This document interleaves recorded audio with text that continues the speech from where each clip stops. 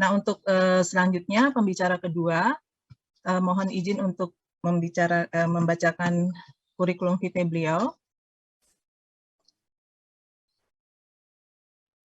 Ya. Jadi untuk pembicara kedua kita hari ini adalah Dr. Gaga Irawan Nugraha, Magister Gizi, spesialis gizi klinik konsultan. Beliau menamatkan pendidikan dokternya pada Fakultas Kedokteran Unpad, kemudian menyelesaikan Magister Gizi Klinik pada Fakultas Kedokteran Universitas Indonesia, dan program doktor diselesaikan pada Universitas pada Unpad juga. Ya, beliau aktif sebagai anggota organisasi, ini berbagai organisasi beliau ikuti ya, mulai dari Executive Board Oceanian Association for Study of Obesity, kemudian juga sebagai Vice President Indonesian Society Study of Obesity, sebagai ketua dari PDGKI cabang Jawa Barat, dan juga sebagai anggota ID. Beliau juga aktif sebagai speaker mulai dari Indonesia, kemudian di Korea, dan juga di Australia. Luar biasa sekali pembicara kita pada siang hari ini. Pada siang hari ini, Dr. Gaga akan berbicara mengenai pencegahan dan terapi nutrisi pada COVID-19. Kepada Dr. Gaga, waktu presentasinya adalah 20 menit, Dok. Silakan. Baik, terima kasih Dr. Dewayu. Selamat siang, Assalamualaikum warahmatullahi wabarakatuh. Sebelumnya saya harus ini dulu ingin mengetahui ini apakah suara saya terdengar dengan jelas? Terdengar, Dok. Terdengar jelas. Baik, baik. Soalnya ini bandwidth-nya agak low tulisannya di sini.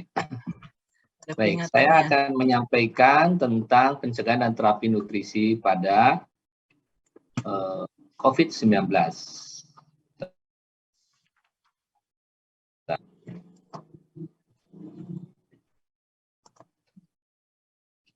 Halo, apakah masih terdengar suara saya? Terdengar, Dok. Cuman baik. Gambarnya belum muncul. Presentasinya belum muncul. Oke, presentasinya belum muncul ya? Ya. Sebentar. Ini sinyalnya, sebentar.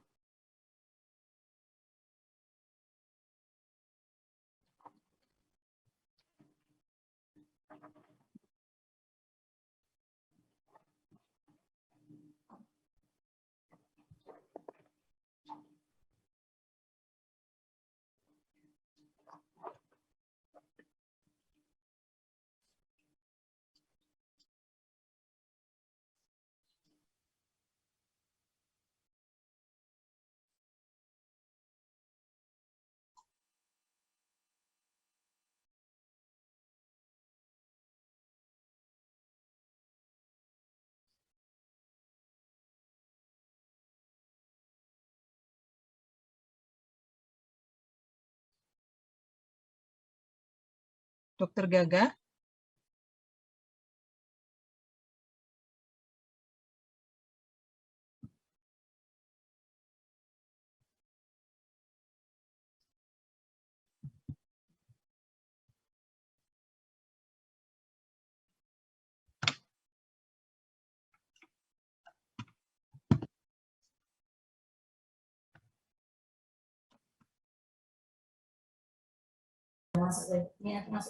Ya, mohon maaf tadi sinyalnya ada gangguan. Baik.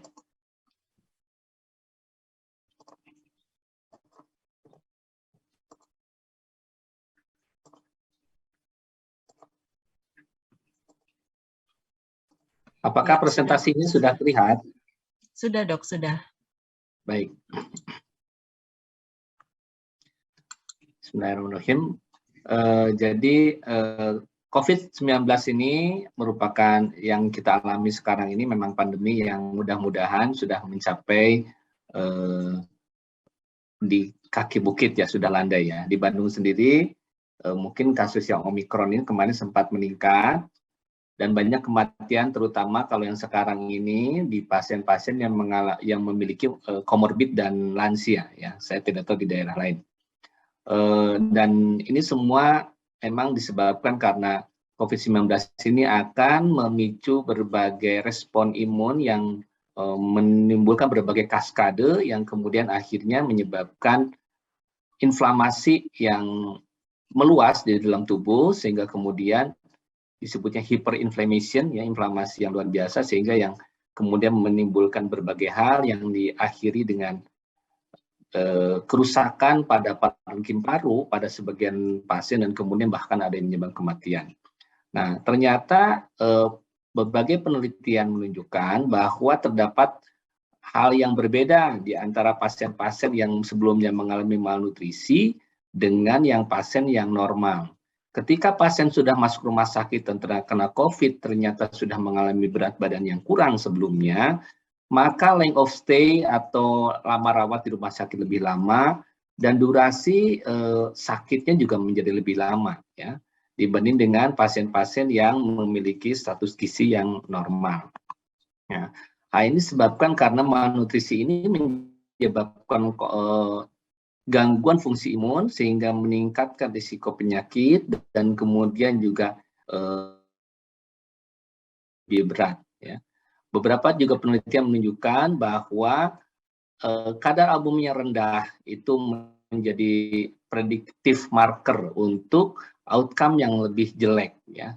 Termasuk juga ketika pasien itu ternyata memiliki defisiensi vitamin D. Ya, berbagai penelitian menunjukkan bahwa orang-orang dengan defisiensi vitamin D itu memiliki outcome yang lebih buruk dan bahkan kematian yang lebih tinggi dibanding dengan orang-orang dengan kadar vitamin D yang lebih tinggi.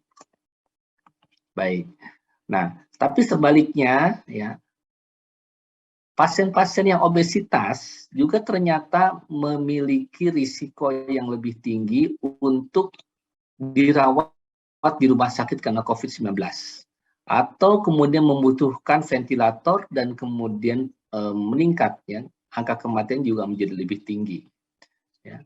Jadi pasien obesitas itu lebih berisiko masuk rumah sakit, memiliki gangguan pernapasan lebih berat sehingga memerlukan ventilator dan memiliki angka mortalitas yang lebih tinggi. Ya. Kenapa hal ini bisa terjadi? Karena memang obesitas itu terutama karena ectopic fat yang terdapat di mana-mana, baik di sekitar paru-paru misalkan, itu menyebabkan kapasitas bernafas menjadi berkurang, diafragma kontraktilitas diafragma berkurang. Yang kedua juga ectopic fat sekitar jantung juga menyebabkan kemampuan jantung untuk memompa juga menjadi terbatas. Di sisi yang lain, ectopic fat juga menyebabkan resistensi insulin yang kemudian menyebabkan inflamasi menjadi lebih berat, sehingga kemudian orang-orang yang obesitas memang lebih berisiko untuk memiliki outcome yang lebih buruk dibanding dengan orang-orang dengan status gizi yang normal. Ya. Nah, bagaimana rekomendasi diet untuk pencegahan imunitas pada saat COVID-19? Disepakati bahwa ini yang harus sampaikan juga, ya, bahwa banyak orang yang masih menyampaikan begini, dok, saya sudah vaksin 3 kali, tapi ternyata masih positif COVID. Nah, jadi tidak ada hubungan antara terkena atau positif COVID dengan vaksin atau imunitas.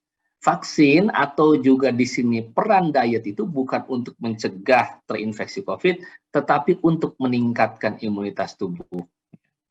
Nah, berbagai rekomendasi menunjukkan bahwa faktor risiko dari COVID dan outcome akan menjadi lebih baik, ya, apabila kita memiliki asupan nutrisi yang lengkap dan kemudian juga berasal dari makanan yang segar. Hal ini karena makanan yang baik akan mencegah atau mengurangi hipertensi, ya, diabetes, obesitas, dan mencegah berkurangnya massa otot.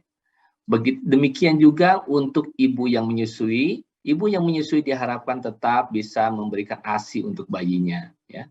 Selain itu, tambahkan pula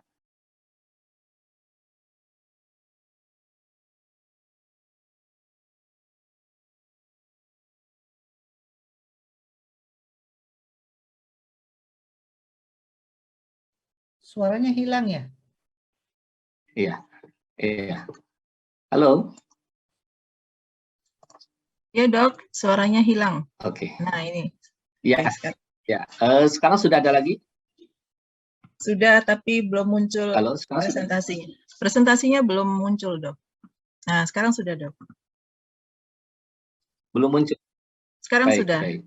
Tambahkan pula, ya baik. Tambahkan pula suplementasi zinc, selenium, vitamin C, vitamin D Berbagai penelitian menunjukkan itu bisa mengurangi risiko apabila terkena COVID-19 agar outcome menjadi lebih baik, dan tentu saja mencegah penularan, kemudian menjaga good hygiene practice, cuci tangan, memakai masker, dan mencegah kerumunan, dan sebagainya.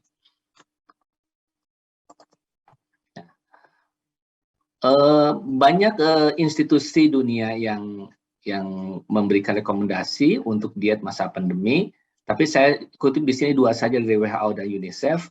Dua-duanya pada intinya agak mirip ya. Pertama, intinya bahwa kita sebaiknya mengkonsumsi berbagai makanan yang segar lebih diutamakan untuk memenuhi kebutuhan semua zat gizi. Ya. Yang kedua, cukup minum. Yang ketiga, hindari gula dan kemudian juga garam dan juga lemak yang berlebihan.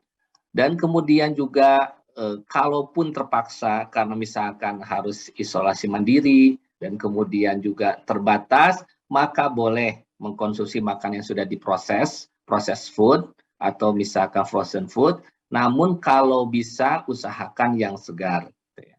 Jadi harus dibatasi. Dan jadikan aktivitas memasak dan kemudian makan menjadi aktivitas yang bisa dilakukan bersama saat isolasi mandiri bersama di rumah. Bagaimana dengan ibu yang menyusui? Ibu yang menyusui tetap diperbolehkan untuk menyusui, bahkan dianjurkan untuk menyusui, namun tentu saja menggunakan masker ketika menyusui bayinya. Nah, berikut ini adalah rekomendasi berapa banyak kita harus mengkonsumsi berbagai vitamin dan mineral yang berkaitan dengan meningkatkan imunitas pada saat terkena COVID-19. Vitamin C apabila terkena itu 1-2 gram. Nah, untuk mencapai 1-2 gram ketika terinfeksi itu memang tidak bisa dicapai dengan buah-bahan dan sayuran segar. Bagaimanapun harus ditambahkan dengan suplementasi. Yang kedua kemudian vitamin D, ya. Direkomendasikan 2.000 insulin unit sehari, sebetulnya itu bisa dicapai kalau kita bisa terkena sinar matahari langsung antara jam 10 sampai jam 1 siang selama sekitar 30 menit. Namun ketika tidak punya kesempatan untuk itu, maka memang sebaiknya menggunakan suplemen. Dan apabila terinfeksi direkomendasikan 10.000 insulin unit selama beberapa minggu diikuti 5.000 insulin unit. Biasanya yang saya lakukan adalah dengan memberikan 10.000 insulin unit selama 1 bulan. Setelah itu kemudian diperiksa ulang vitamin D-nya dan kemudian diikuti 5.000 insulin unit kalau memang belum mencapai 40-60 nanogram per mililiter. Nah, yang harus ditambahkan juga adalah vitamin E 200 insulin unit, dan kemudian ketika terinfeksi, dan selenium itu mencapai 200 mikrogram per hari. Selain itu juga zinc itu sekitar 75 mg per hari. Memang ketika terinfeksi COVID-19, ya, ini harus ditambahkan dengan suplemen karena tidak bisa dicapai dengan makanan kita sehari-hari. Untuk bisa mencapai ini agak susah. Memang harus ditambahkan. Contohnya misalkan untuk zinc, sebetulnya bisa ditambahkan dengan tablet zinc yang murah harganya, yang biasa dipakai untuk anak yang diare, itu satu tabletnya 50 mg. Jadi kalau sekitar 1 atau 1,5 itu cukup bisa memenuhi kebutuhan kita sehari ketika kita terkena COVID-19. Satu lagi yang perlu adalah zat besi, itu bisa ditambahkan 60 mg per hari, dan omega 3. Kebutuhan sehari 250 sampai 300 mg, namun ketika terinfeksi tambahkan 1.500 sampai 3.000 mg. 1.500 3.000 mg itu kalau tambahkan dalam bentuk suplemen itu sekitar antara 6 sampai 10 kapsul sehari. Nah, namun kalau bagaimana dengan makanan? Makanan ini yang banyak mengandung omega 3, ikan yang terdapat dan mudah itu ikan selayar kalau di Bali katanya ya. Atau ikan kembung kalau yang di Jawa Barat dikenalnya. 100 gramnya itu mengandung sekitar 100 sampai 200 mg. Jadi tidak kurang dari seharusnya setiap hari kita mengkonsumsi sekitar 1-2 ons ikan. Namun kalau tidak bisa, ya memang harus tambahkan dari suplemen. Kemudian vitamin-vitamin yang lain itu bisa didapatkan sesuai dengan RDA saja. Sedangkan yang tadi yang disebutkan itu memang harus ditambahkan terkait dengan infeksi COVID-19 yang membutuhkan jumlah lebih banyak ketika kita terinfeksi. Nah, peran nutrisi dan imunitas seperti yang digambarkan di sini untuk vitamin D memang sangat signifikan untuk meningkatkan imunitas kita ya, untuk meningkatkan dan menjaga integritas sel, kemudian juga meningkatkan makrofag ya, modulasi makrofag sehingga kemudian bisa menurunkan inflamasi yang disebabkan dari interleukin 8, interleukin 6, interleukin 2, TNF alfa, dan juga menurunkan diferensiasi T helper 17, interleukin 17. Jadi memang vitamin D ini merupakan salah satu vitamin yang memang sebelumnya ini lama terlupakan dan memang sulit kita mengejar dari makanan. Kalau yang baik memang sebetulnya tubuh kita bisa membuat sendiri dari kolesterol, hanya memang memerlukan paparan sinar matahari langsung.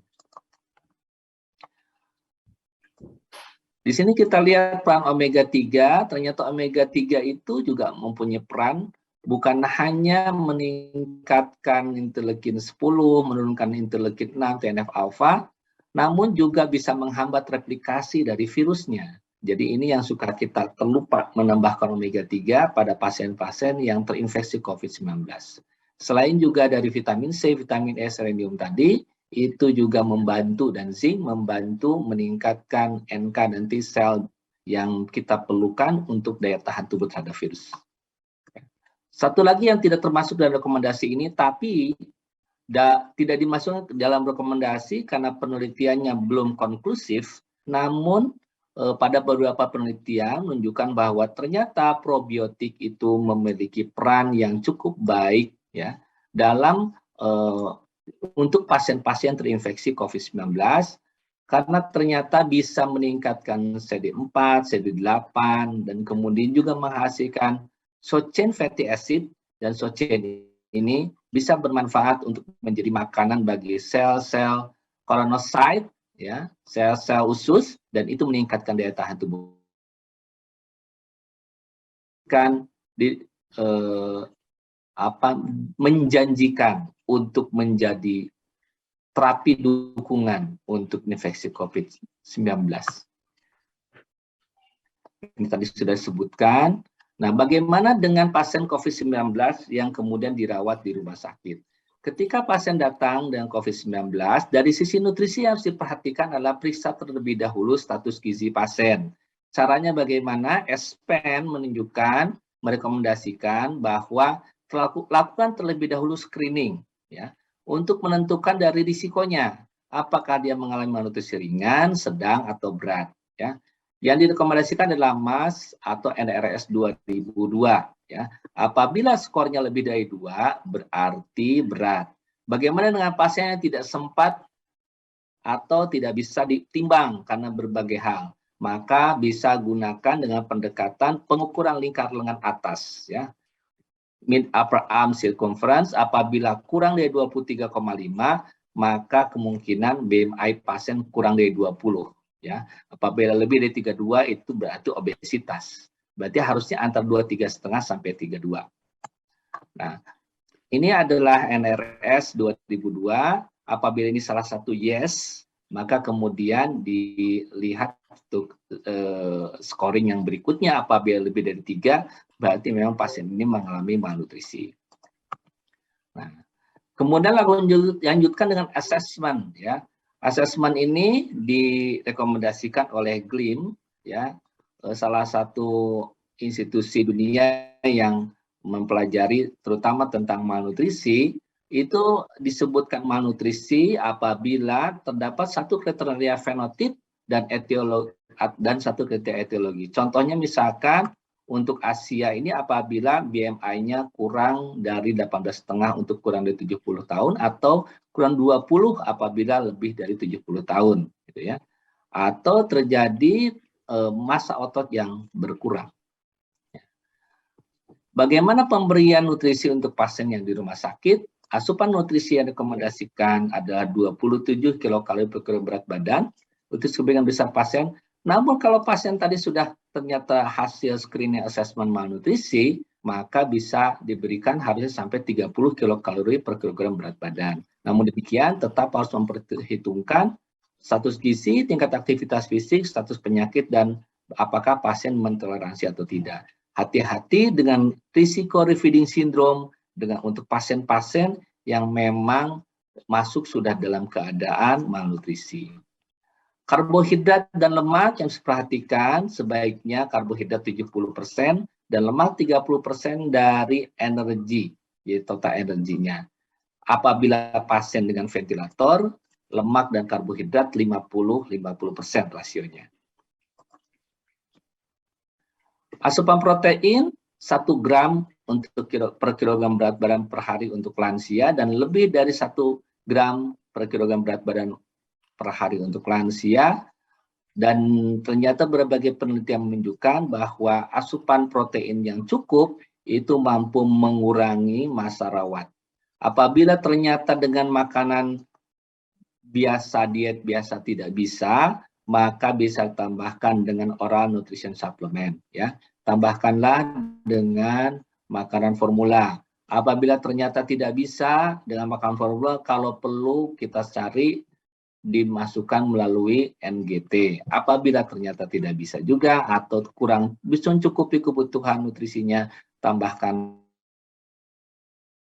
Kemudian masuk ICU tanpa intubasi, sama seperti tadi, tambahkan oral nutrition supplement bila kebutuhan tidak terpenuhi, dan kalau perlu tambahkan enteral dan parenteral nutrition. Nah, untuk pasien-pasien yang masuk ICU tadi, yang harus diperhatikan dari sisi dukungan nutrisi adalah yang pertama, ketika di bangsa biasa itu lakukan dulu screening dan kemudian tambahkan dukungan nutrisi baik itu oral, enteral, pakai enteral ataupun juga parenteral. Apabila kemudian masuk ICU hari pertama kedua, tentukan kebutuhan nutrisi dan protein dan targetnya, dan kemudian berikan secara bertahap. Nah, di belakang nanti ada gambarnya saya sampaikan. Kemudian apabila kemudian dilakukan ventilasinya secara mekanik, maka sebaiknya makanan diberikan secara enteral feeding apabila kemudian pasien tidak ada hambatan. Ya, kalau bisa semua enteral feeding, dan ketika kemudian masa rehabilitasi, lihat setelah dipasang enteral feeding cukup lama atau dengan parenteral, apakah pasien mampu atau menular atau tidak. Kemudian dilihat juga penggunaan seberapa banyak pasien bisa memenuhi kebutuhan energi hariannya. Apabila memang masih diperlukan, ya tambahkan dengan parenteral kalau diperlukan. Kebutuhan energinya berapa banyak apabila dihitung dengan indirect calorimetry, tapi memang ini jarang ya rumah sakit yang memiliki ini. Maka yang mudahnya untuk pasien dengan normal weight 25-30 kilokalori per gram berat badan. Untuk yang obesitas 30-50 itu 11-14 kilokalori per gram berat badan aktual, atau yang lebih dari 50 22-25 kilokalori per kilogram berat badan aktual. Yang harus diperhatikan dalam pemberian nutrisi ini, asupan energi ini tidak boleh berlebih ataupun tidak boleh kurang. Apabila pemberian nutrisinya overnutrition, maka berisiko ya hiperglikemi, hipertrigliseridemia, hipoksia, VCO2-nya meningkat sehingga susah weaning, susah lepas dari ventilator ya. Dan ada masa atrofi. Demikian juga kalau undernutrition ya. Infeksi, dekubitus, ulcer, kemudian juga masa rawat lebih lama dan masa atrofi. Ini beberapa slide terakhir ya. Asupan karbohidrat seperti tadi saya sampaikan. Kenapa asam karbohidrat ini saya tekankan dan perlu cukup? Karena ini bisa mencegah lebih banyak protein yang dikatabolisme. Dalam keadaan asupan energi kurang, maka tubuh akan mencari sumber energi lain yang untuk memenuhi kebutuhan akan glukos, dan itu menyebabkan massa otot akan dikatabolisme untuk memenuhi kebutuhan energi. Oleh sebab itu, sebaiknya yang pertama untuk memenuhi kebutuhan energi, cukupi kebutuhan karbohidrat terlebih dahulu. Yang kedua, kemudian lemak, dan perhatikan kebutuhan protein. Untuk kebutuhan lemak, apabila ternyata tidak bisa dipenuhi dan dipenuhi dengan intravena, maka diberikan 1 sampai 1,5 gram per kilogram berat badan per hari dengan komposisi sebaiknya mengandung MCT, omega 9, omega 3. Nah, ini adalah cara pemberian nutrisi di ICU. Fase akut 1 sampai 4 hari, bertahap 25, 50 sampai 75% sebaiknya hari ketiga. Kemudian lebih dari kelima seharusnya sudah bisa mencapai 100% dan protein bisa dicukupi 1,3 gram per kilogram berat badan. Kemudian post ICU target, post ICU pace, ICU discharge, protein bisa ditingkatkan sampai 1,5 sampai 2 gram, dan kemudian setelah itu bisa masa konvalesen, ditingkatkan proteinnya bisa sampai 2 sampai 2,5 gram per hari, dan asupan nutrisi bisa ditingkatkan sampai bahkan 150% dari kebutuhan nutrisi ketika untuk menunjang masa penyembuhan. Ini jalur nutrisi yang bisa menjadi alternatif kalau ternyata secara oral tidak bisa, maka dipakai dengan nasogastrik, kemudian nasogastrik kemudian juga tidak bisa juga, atau kurang memenuhi juga karena berbagai hal, maka juga bisa ditambahkan dengan peripheral parenteral nutrition, atau kalau memang ternyata ada hambatan di saluran cerna, maka pemberian nutrisi bisa dilakukan total parenteral nutrition melalui sentral langsung ke vena cava inferior. Waktunya tinggal 2 Demikian menit, mungkin Dok. kita sampaikan obesitas malnutrisi meningkatkan risiko outcome COVID-19. Kemudian pemenuhan zat gizi secara tepat dapat meningkatkan risiko outcome dan membantu terapi, dan pasien COVID-19 di ICU perlu dipenuhi kebutuhan nutrisi yang tepat sesuai dengan kondisi. Demikian bisa saya sampaikan. Terima kasih.